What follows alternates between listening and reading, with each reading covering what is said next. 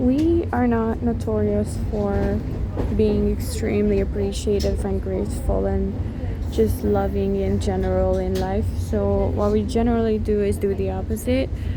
Um,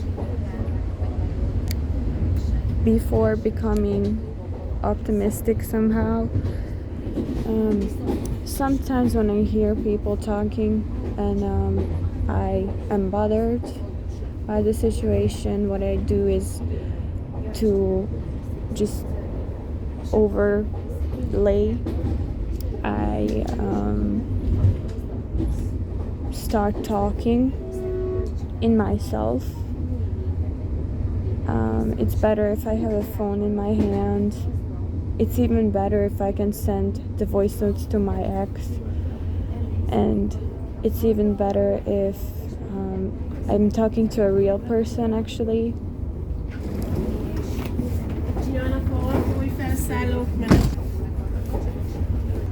By the way, the ticket inspector's jackets look so cozy, and I always remember being kind of jealous of them because of their uniform. And most workers do not get uniforms, but people on trains do. So it's partly because they are very common, especially in the countryside and even during off season.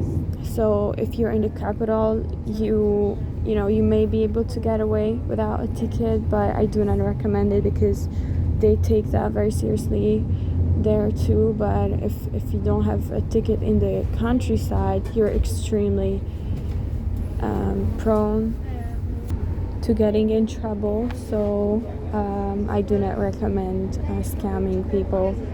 And so basically on buses you don't have people who look for your tickets generally in the capital and around that, but other places you do. What I notice about people, the differences between people in the capital and people in the countryside in here is that people in the capital are usually kind of mixed in both in culture and just lifestyle. There are a lot of expats in there, and in fact a lot of the habitants are from abroad, or one of their parents are from a different place. So it's like that. As for me, only my mom was from around that city, but my father was from the southern part, so he carried on a very traditional mindset and even accent, and I liked it a lot. But I got socialized into like literally a capitalist mindset. So what I would say about people on the rural side is that they are very kind and like almost religiously kind, and definitely religious. It has a lot to do with culture, because there tend to be a lot of good events in there. Like when I say culture, I mean everything in relation to free time, including sports, just conversations people have over coffee, for example. But also when it comes to events, people organize these events, for example in the team health, and you go there just like in any other country or place, and you breathe light into the event yourself by being there. And it's nothing like being there, honestly, because if you don't go there, you will never understand what I mean. But it's an experience for sure. And Hungary has a huge amount of gorgeous buildings. Some are extremely old and abandoned and just depressing, but others are taken care of, and they are little gems. And there are a lot of these cultural places where people go to just hang out for, you know, extracurricular activities, or even just yoga, for example, these days. You know, these classes, and when you go to one of these places, you usually won't go into like a standard office or you know, a room with mirrors. You will get into a place that is like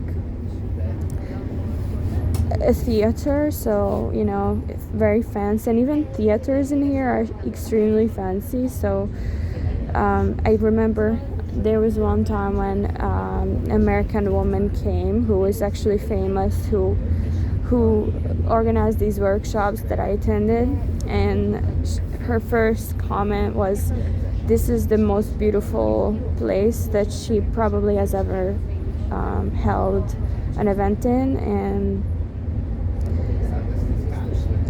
I was grateful, but honestly, it just, people just sat there in the audience, and especially I think it's kind of typical in this country that anytime someone is showing appreciation for something or expressing gratitude, people just, you know, rub it off their shoulders as if it was not a big deal, because we're so not used to that even if we receive a personal compliment, we barely believe it. So it's like, you know, we glaze over it. So flattery is not something you want to use a lot in here, because you will actually stand out and appear like you're just flexing and stuff. So I do not recommend being loud, because I remember, you know, even though I learned English from the internet and from American content, I was surprised myself when I heard Americans talk on the Hungarian train, even around the capital, where actually a lot of loud people reside. But I was surprised because there were these 4 people, one brother, one sister, one of their friends who was actually a woman of color, and then another woman, and or maybe a man, I don't know. And they were just talking, and they were so loud, and it actually came as a relief to me, because it was so unprecedented, but I appreciated it silently, you know. And then I joined the conversation, but you know, I always do that when I hear natives talk, but it's just not very common to hear such people here. So, you know, I recommend that, you know, you kind of focus on education while you're here, and kind of like history, because Europe has like unbelievable history, and especially countries in the center and in the east, they are like people themselves, you know. They have entity, like they have an identity. So you want to make sure that you don't come fully trusting and not knowing anything, because you will be frowned upon for sure. You will be looked down on, and yeah, just stay authentic, because everyone likes that, but don't go overboard, you know. Don't exaggerate your generation's flaws, because you will be commented on. So I hope you have a good day, and if you ever come here,